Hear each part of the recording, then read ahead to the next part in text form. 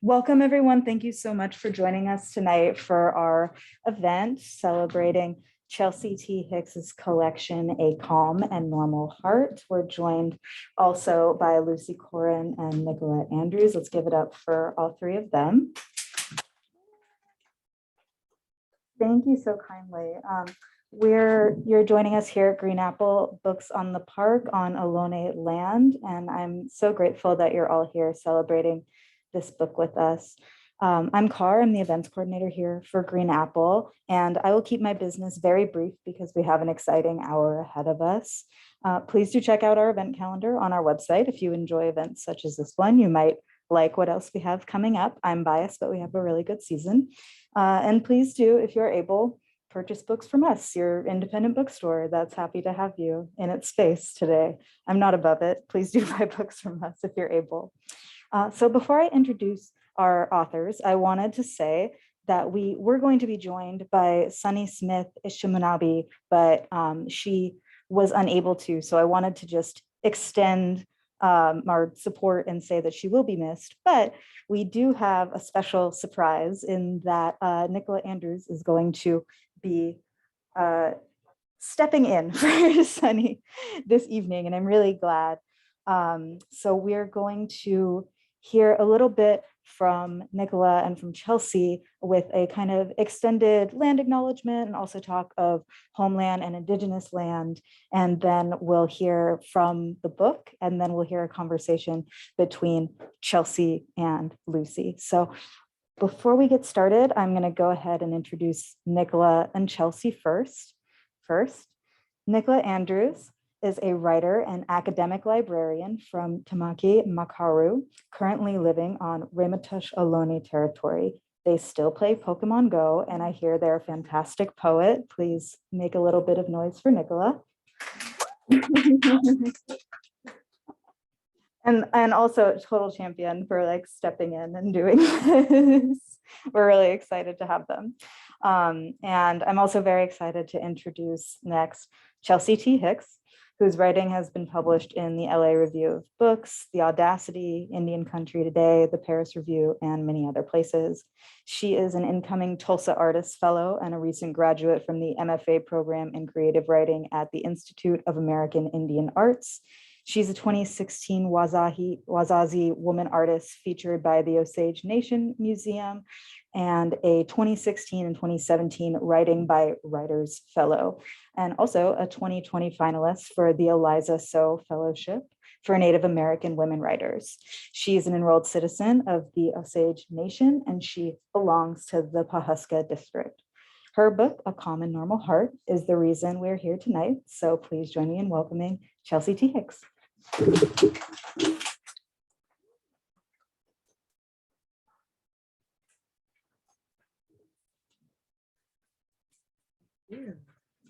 Away.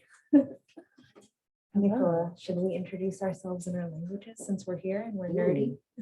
Let's. Okay. Away. Wajaje Huedaway. Jaje Instache Wita Chelsea. Dasile Owanli. Etsi Baleze Minshe. So my name is Chelsea. I belong to the Gentle Peacemaker clan. And my English name, or my heavy eyebrows name, is Chelsea, and I live in Tulsa. And yeah, over to you. Kia ora. Tēnā koe e te whānau. Hello, family. Ko kohu nui tōku maunga. My mountain is kohu nui. Ko whakatiwai te awa. My river is the Whakatiwai. Ko Ngāti Pawa tōku iwi. My iwi, or my tribe, is Ngāti Pawa. Ko te urikaraka tōku hapu. My hapu is te urikaraka. And ko Nicola Anaru aho. I'm Nicola or Nikki Andrews. Odaza Ia, beautiful words. Yeah, so I'm calling this the Ancestral Land Tour because I'm in a process of rematriating and visiting and being in relationship with my ancestral lands.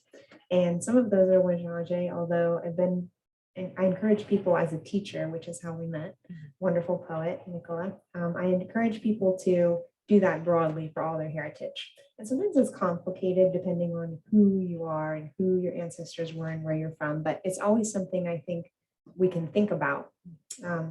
So we're just going to spend a few minutes talking about the idea of ancestral land.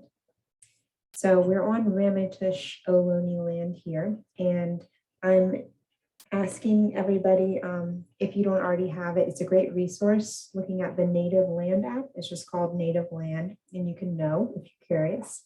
So it's Ramaytush Ohlone here. And if you just want to know or think more about land locally, a resource is the Segura Te Land Trust. So with those things noted, I want to ask you, Nicola, because I think it's best to model this through just thinking personally and showing personal examples.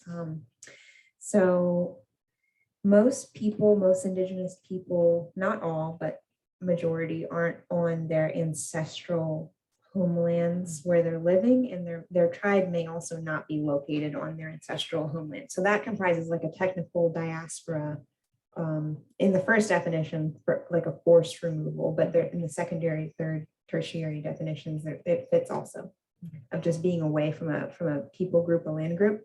So for you, I'm wanting to ask how that change affects just how you think of homelands today. What does homelands mean to you? Yeah, thank you.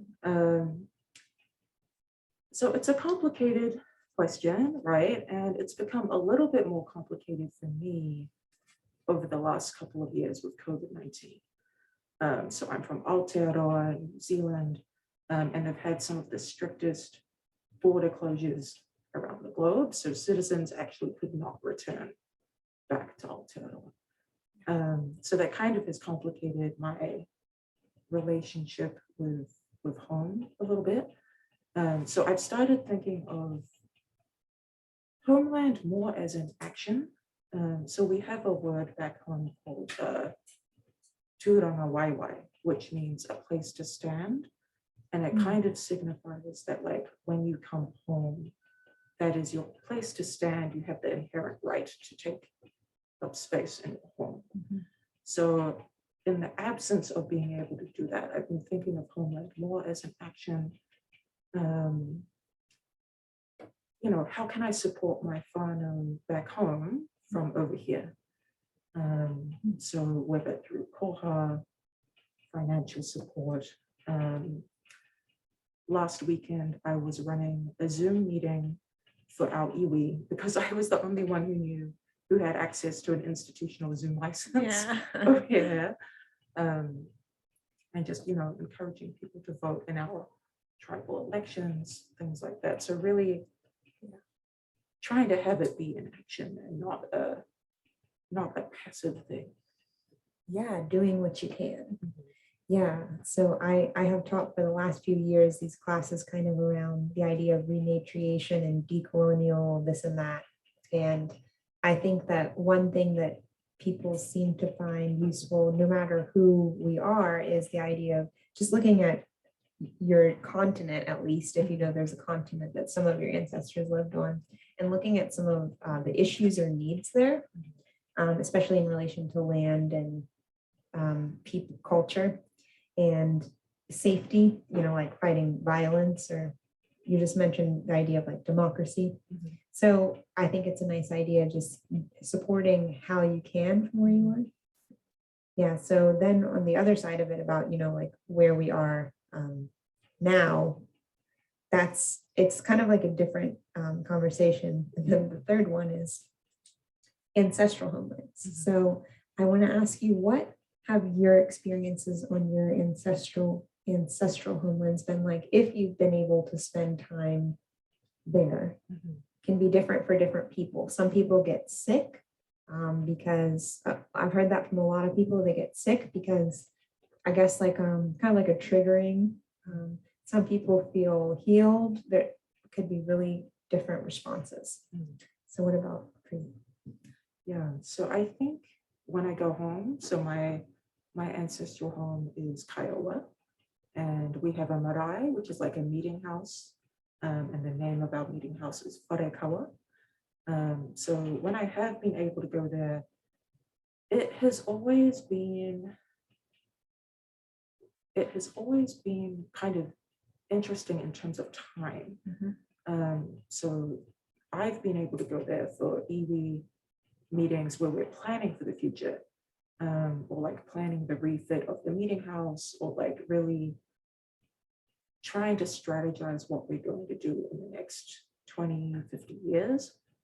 Or I've been going there because it is a tangi, it is a funeral, which is a 3-day affair, very ceremonial, a lot of thought about the past. So I think, I've never been able to go home and just be like, oh, this is chill and fine. And and like, I'm unfazed. It's always been a little bit like having one foot in the past and one foot in the future. Oh, that's beautiful. You must be a poet.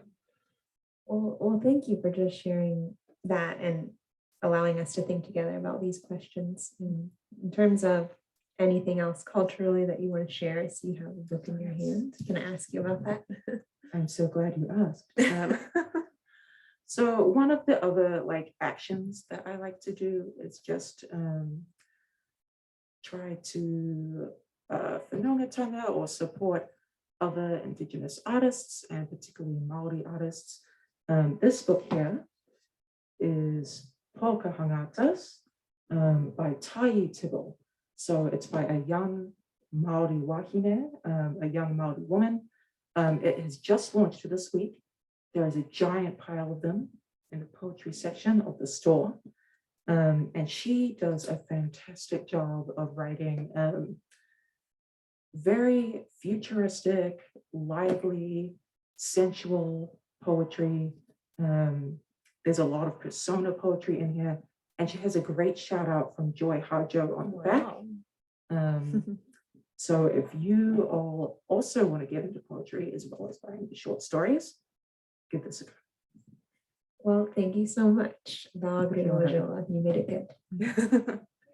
All right, well, I'm looking forward to the rest of this talk, but I don't have to do anything. Well, let me give you a hug. Yeah. And then welcome Lucy up, please, everybody.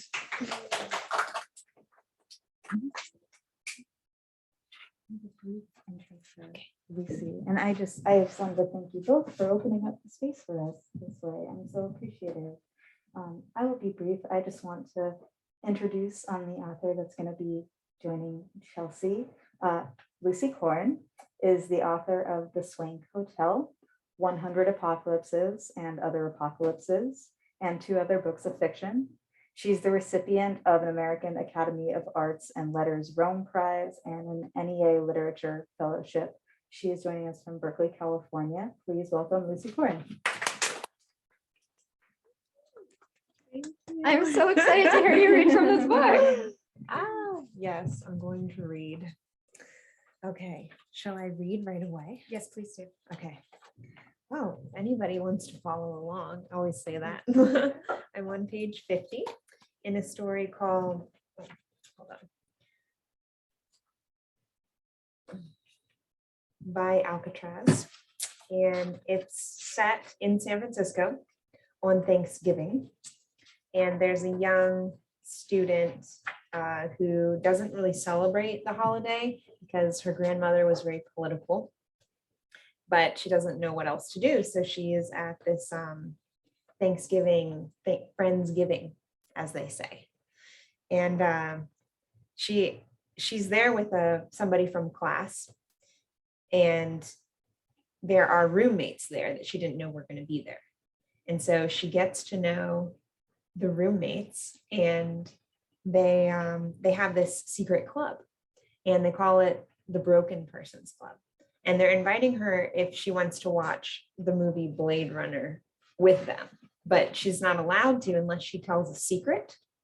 So this is that part.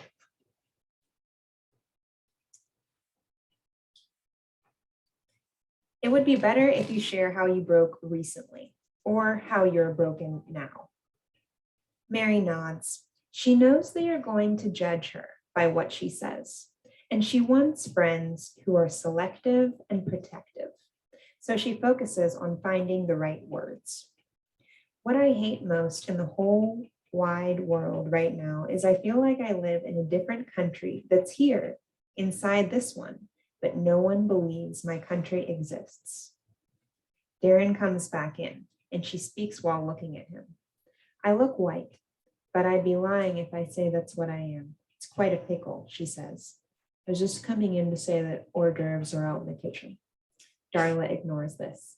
You can watch Blade Runner, but not you, Darren, unless you up and tell your secret too. We're not even about this colonial holiday, but we do need to eat.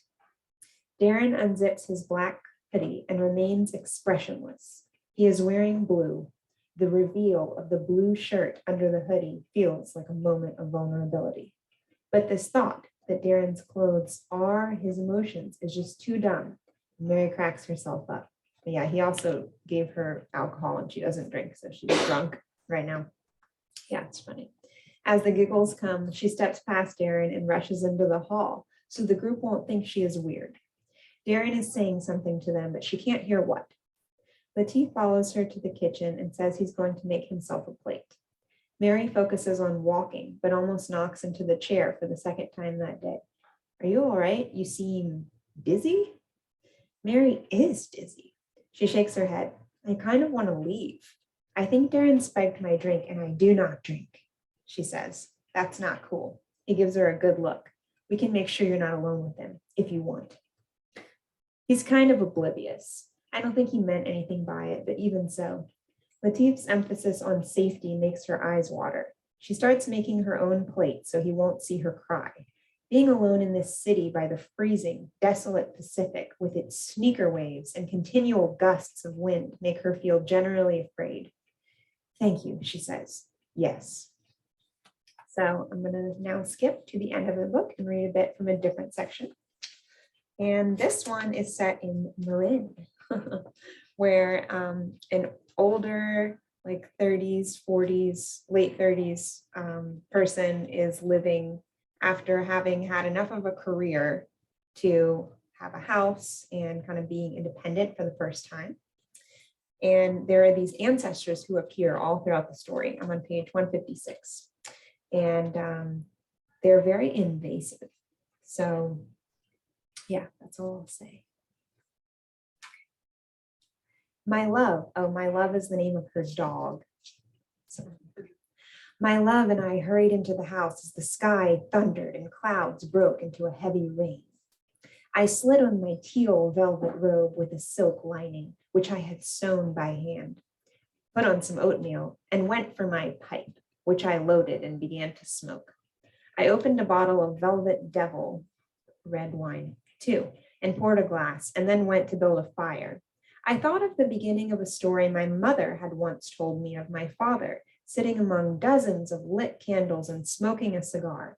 I could not remember the rest of the story, nor did I really want to think about my father. So I lit a match under the scraps of paper and kindling and watched the flames catch the wood. Next, I turned on the record player. Lightning danced on the water. Thunder sounded and a sudden draft of air turned me toward the front door. It was open. My love ran to Julius, barking, but my former lover stood in the foyer like a specter with rain streaming down his back. His right hand held a bottle of Prosecco, and in his left hand, there was a stack of mail. Your mother says hello, he said, and handed me the mail with a smile. I couldn't help but move toward him, and as I did, he traced his fingers along his lapel, where there was fastened a small pin, one he had coveted for a long time, which marked him as one of the select group of recognized environmentally protective architects. Unlicensed designers couldn't join this fellowship, and the gleaming button meant he'd achieved 2 of his life goals. You're an architect, I said, and hugged him. I had missed him, and it felt so good. Yes, he said. He pressed his hands into my back lovingly, so that I panicked with the idea that he would kiss me if I looked at him.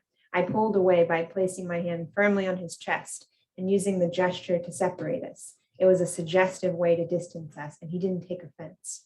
Instead, he moved his attention to the furniture and nodded with a slow gasp. Wow, it looks so good in here. He eyed my velvet and silk robe and my pipe. I offered the pipe to him as we moved toward the fire. He puffed. I guess you started up with the smoking jacket routine when I left, eh? When you left? I was the one who walked away, he said. Julius sat and smoked and sighed in pleasure while my love winced with each of his sighs. My mind was clouded with the banal sense something was happening. I'll stop there. Well, the spirit comes on the door, so just, I guess it's a cliffhanger if I read till that point. Just take my word for it. Thank Little you. claps. Thank you, Chelsea. I mean, it's funny to move from the intensity of the opening of this event into the primary characteristic of your stories, which is that they're really funny. They're constantly funny. They're funny in many, many different ways. I thought that I would, yeah, I thought that I would, yeah, I would, thought I would start, of course I wrote everything down because it's, you know, right. It's a good habit. Yeah. I thought that I would just start with asking you about the role of the ancestors in this book. Okay. I was watching recently the television show Reservation Dogs, and they have a lot of fun with the ancestor character in that series. And so I was wondering about the way that you navigated the depictions of ancestors that are out there, what you wanted to bring into your book and what you wanted to discard, and the kind of choices that you made. Like, how are ancestors going to be in my book? Right. Yeah. Wow. Well, that's a great question. It really came up organically. It wasn't something that I had seen that much in literature, at least that I could remember. And so I was kind of going off of the literary advice of writing dreams, which I could find Italo Calvino's Invisible Cities. And what I gleaned there, because, you know, it's said that in writing about dreams, it can be hard because, you know, like if you've ever heard somebody tell you like a 20-minute dream at the breakfast table, you're like, just stop. Yeah. So one of the biggest things that I employed was brevity. And I had this idea of, well, actually I did have a dream where like like a lot of my ancestors showed up to me and they were all giving me different advice. And I thought it was funny. And so I think that it was hand in hand with the dream stuff. And so things that I wanted to discard were like, I didn't want it to be like, it seems romantic in a like maybe possibly maudlin way. And I didn't want that. I wanted it to be defamiliarized, but I also didn't want it to be like surrealism where it's like really crazy and like meant to just make you question everything. So it was the best way that I could do that was just, I guess it's the same way that like when you have a writer who rejects the label magical realism, they're like, no, it's not magical realism. It's just in this culture, this stuff is real. I just tried to make them like people, but still have the qualities of basically not having bodies. Yeah.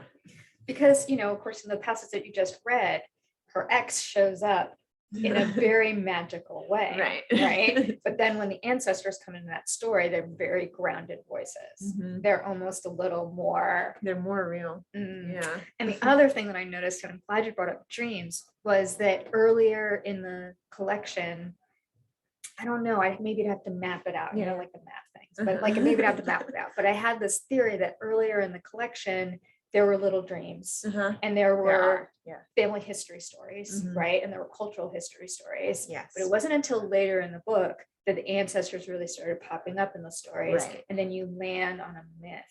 Right. So I felt like I felt like that was, I didn't know how conscious it was until you just gave me that answer that you understand them as in some kind of relationship with dreams, and that you're navigating the same kinds of tensions around telling things that are fantastical in stories, that you do in dreams, but you're using different, I thought you were using different strategies around dreams, the actual dreams in these stories than you were around the ancestors. I mean, it must be a little bit different. It's just that, I think we all as writers have areas where it just comes and then areas where we have to work so much. Yeah. And so I met Lucy Corin at UC Davis, where she was my teacher. And so when I was at UC Davis, one of the things that the messages I was really getting about what I needed to learn, and this was my first master's, it took me 2.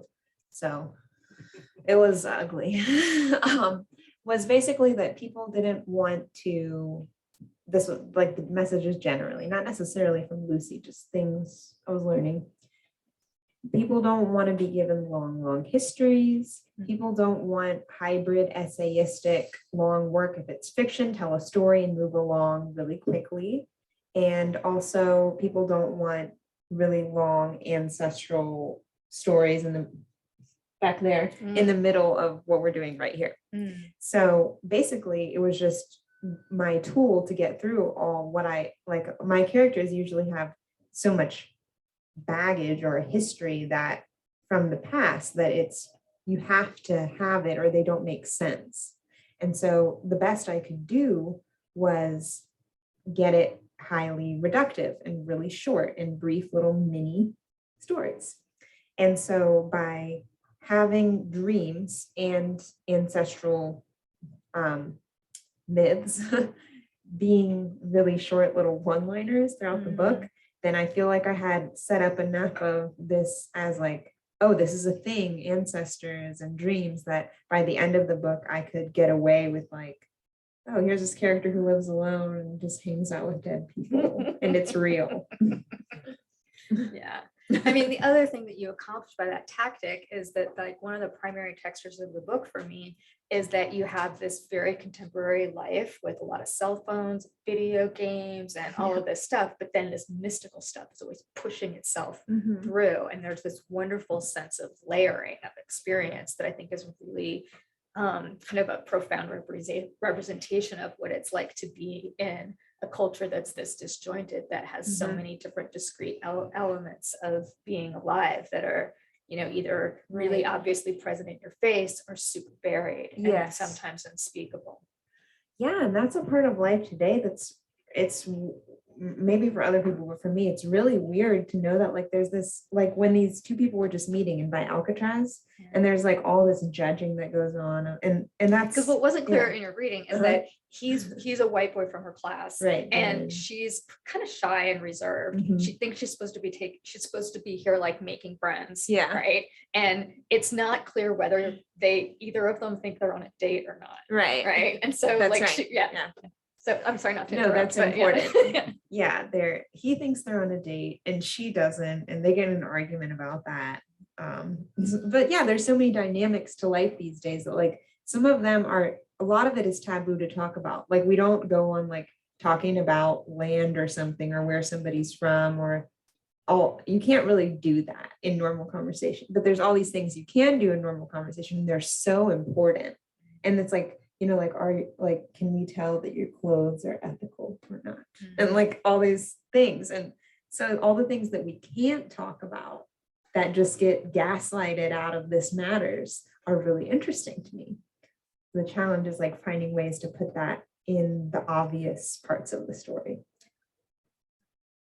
So you brought up our history. And so one of the things I've been wanting to ask you about, and one of the things that was an interest, it was my personal experience of reading your book, was like, well, what happened to Chelsea's writing?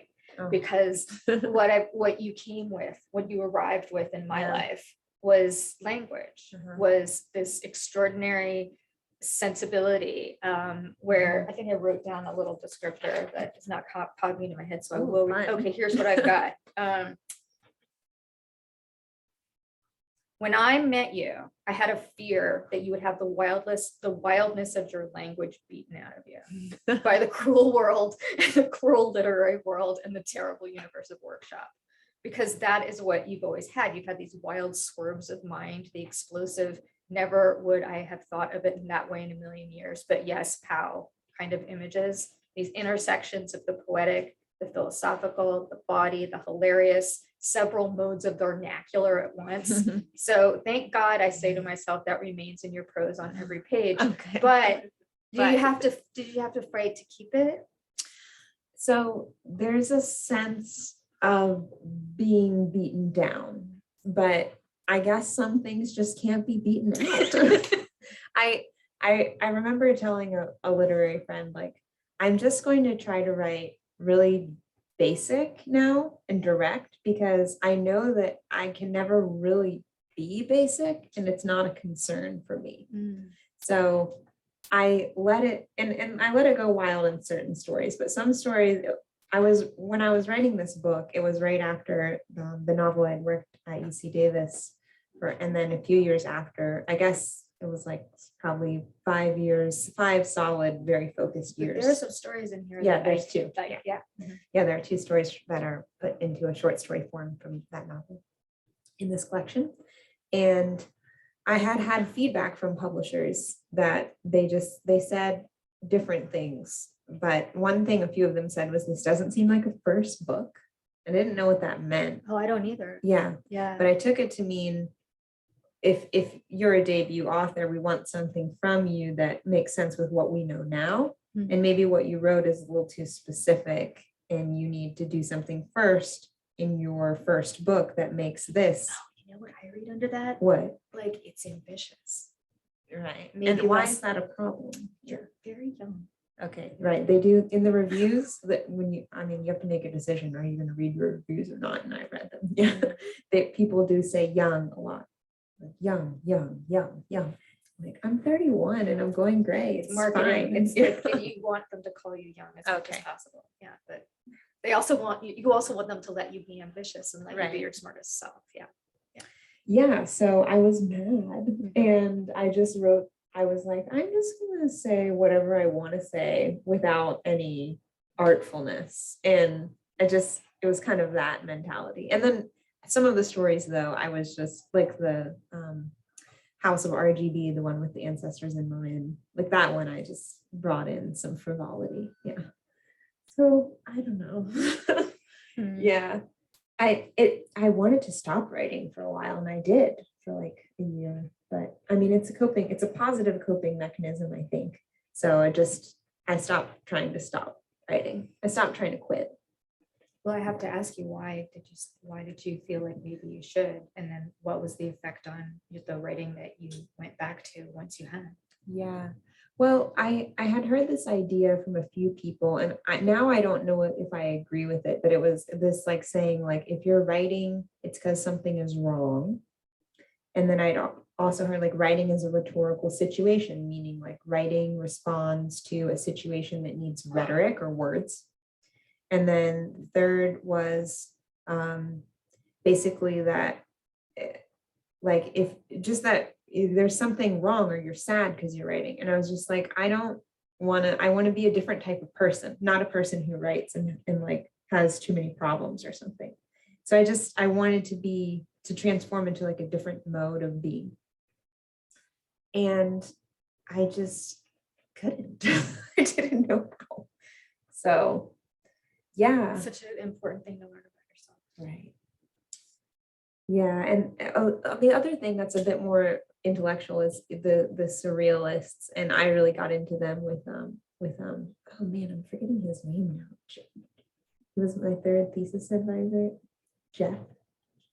Jeff. Anyway, I'll tell you guys in a second. He's really it's Jeff cool. Fort Yeah, Jeff from Fort. French. Yeah, Jeff Oh, yeah, Fort of from course. French. Yeah, so I took this class in French novels and I love the French and I just visited France and we can talk about that. But anyway, we studied like surrealism a lot. And so some of the ambitions of some of my favorite authors were to say nothing. Like that was the greatest creative accomplishment was to say nothing. And so I just really became obsessed with this idea. Like, I don't want to write or speak and I want to be quiet. And I had a lot of the characters too, they'll say throughout the book, like, she said nothing at all. And like, it's just an obsession of silence. And it's like also a rebellion of, oh, if I was trying to talk and trying to be heard, but I couldn't be heard, trying to solve my problems through talking didn't work, then I'm not going to say anything. And so it was like my little private activism.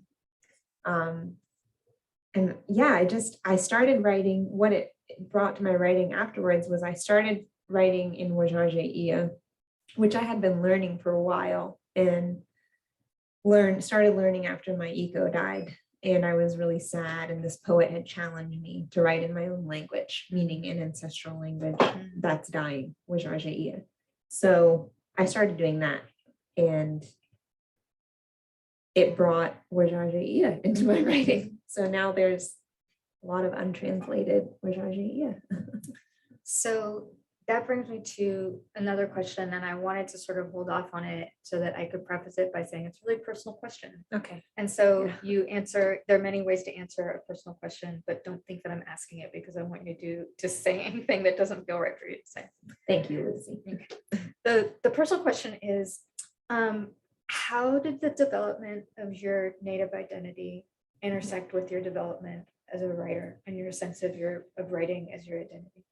Oh, yeah. So when I was growing up, because that's part of answering this, my dad wanted me to read a lot of literature and also to participate in our ceremonial dances and our culture. And just, he was really happy about being on stage. But we didn't live in Oklahoma.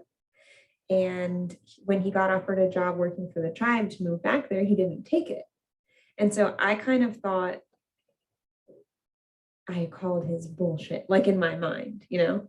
I was like, if we're not living there and we're not really involved in the community, why are you asking me to carry on this identity that I feel you haven't really equipped me to hold?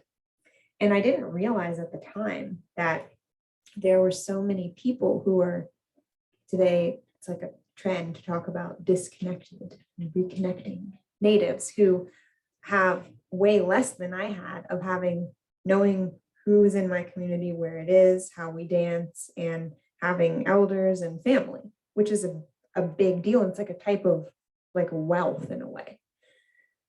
So I didn't even realize how much of a brat I was being. And also my mom really pressured me and my brother not to identify as Native. And my grandma too, who was mixed race and had passed over to be completely white. And they would tell me, oh, Chelsea, you have to do this because your dad's making you do it. But that's pagan. And you should be careful. And just be white. And like it was something that they said to me specifically. So I felt like it was a moral problem. Like I don't know who to be because my parents are in a fight that they won't have with each other. And they're having it through me and my brother. So basically that leads to some adult mental health problems, which I go through. And my mental health improves as I am more accepting of who I am. And I think that like my spin on it is to say that like, I don't think it's good for me and in general, I don't think it's good when people are like, oh, I'm Native, but I don't have to be just Native. I can be this and that, because that can be a way of just keeping the shame, I think. And so I think it's important, but I do also think that it's good to look at all your ancestors. And so I've been trying to do that. Yeah. So that was super generous. And I'm also gonna just ask actually, we have to move on. Okay, we have to move on because it's time for other people to have a voice besides me, because obviously I have more questions for you. but I would love it if anybody who's here with us today would like to ask any questions to Chelsea, and also just thanks for everything that you've said so far. Are there questions?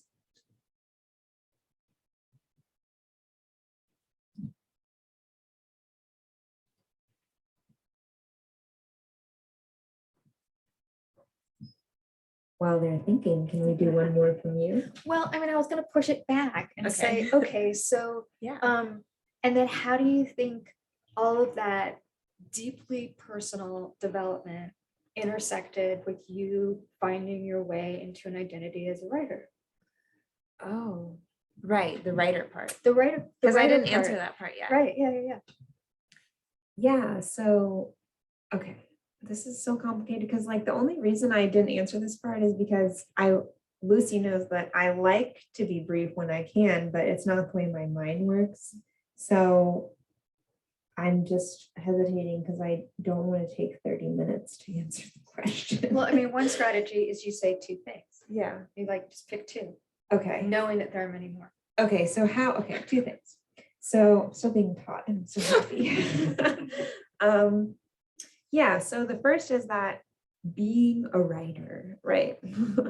How do you do that? And if anybody here has ever thought about it or interested in it or not, I think one of the things that I thought it has to do with is like being well read and just being literary indifferent. But what I found from my personal experience, the gatekeeping aspect of it involved more about like finding out what I have to contribute, what I have learned that maybe no one else has learned the way I learned it. So I wanted to succeed as a writer by succeed, I just mean publish a book. That's what I mean. I wanted to be able to publish a book and have something to say through assimilating is what it was to what I thought a writer is. And just kind of putting all these books into an F of X and then coming out with my take on what's literary. But really, I had to be radically myself and just so myself that I'm not imitating anyone or anything. And that was really scary. I would have never done that ever because I don't like to, I'm kind of private in a way. Yeah, I wouldn't have thought of that. It's so weird. So that's just weird. Yeah, you have to be yourself way harder than you thought you would have. I like that final idea of being a writer as being yourself way harder than you ever thought you would. Yeah, I mean, it's scary. Yeah. But then once you've done it, you're just like, notebooks given. Yeah. There you go. All right. Does anybody have any questions? Not sure on the timeline of publishing the book, but in the past many years you've spent more time in Oklahoma. And I'm wondering how you think that time has influenced some of the things you portray. So this question is about the time that Chelsea has been spending in Oklahoma and how that time has influenced the writing of this book, or if that doesn't intersect with the writing of this book, but maybe with the writing that you're doing now. Yeah, so I wrote this book, like when I say I wrote this book, not every single story in it, but the bulk of them, all in a really short period of time when I was living in Pawhuska, working at our Osage immersion school. And I just felt very beat down and like lonely. I felt lonely. And I was just writing anything that I would never have even written before. So it was very unfiltered. And I didn't write my characters for the most part from the perspective of people living in Oklahoma or reservation like that. I included just like one or two characters like that in the book because I thought it would be really weird. Like I tried to represent people broadly in my writing. And so I thought it would be really weird if I didn't include somebody from the res. But for the most part, that wasn't the influence of it. I actually find that when I'm living somewhere like away from San Francisco, away from Hampton Roads, away from other places I visited and spent time, that I want to write about those places. So it wasn't necessarily in setting that it influenced me, but I think it influenced me to just let down it was the letting down of those filters and that performance of writing. And it's just, and thanks for the question, because I'm realizing I didn't fully realize this. But yeah, nice song, nice ring. Yeah, it was just me kind of writing from a beat down place. So there's nothing left to hide or to not say. Just, I give up my last dollar.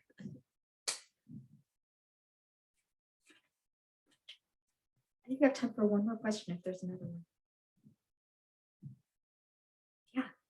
Hi. I was curious, when you're writing, you've talked a lot about how personal the journey it is and how intimate it is to you. And I was just curious, like when you're writing, how much do you think about your audience that you're writing for, and like who are you writing for? Or do you just write for? Good question. Yeah. So the question is about audience, like who does Chelsea imagine that she's writing for? Yeah. And sort of, that's it, right? Basically. Yeah, okay.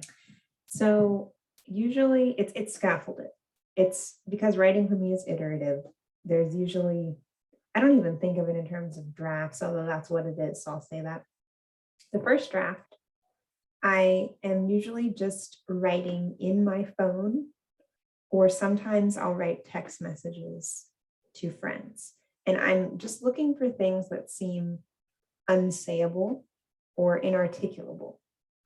And at that point, I don't have a concept of it as a story. And I'm not even fully conscious of it as content. I am sort of, because I've been writing so long, I'm like, oh, I'm about to say something juicy, right? So that's the first thing. And I'm not thinking of anything except for managing my mental health and living. Then by the time I'm trying to put this into a story, there must be a reason or I wouldn't do it. I'm usually thinking of somebody, one person, and I'm writing the story to them in my mind, like as if it were an email or a gift, to kind of share something or communicate or make a gift or argue or express rage. It's a purpose. And then after that, once I'm done with it, usually I'm just really get jazzed up on, like writing something, and it's really fun. And I'll spend like 3 or 4 days just trying to make it ready to send to them, but I don't send it to them because if it was somebody I could just write an email to, I would, right? Something unsayable. And then from there, I take a break from it and I look at it again, just written to anybody. And I usually take a lot of stuff out and just make it seem basic so that anybody can understand. So yeah, it's me, somebody I know, everyone. All right, well, thanks to everybody for being here, and thanks, Chelsea, for being so generous with your thoughts, and congratulations on your gorgeous collection. Thank you so much, everybody, for being here. Thank you, Lucy.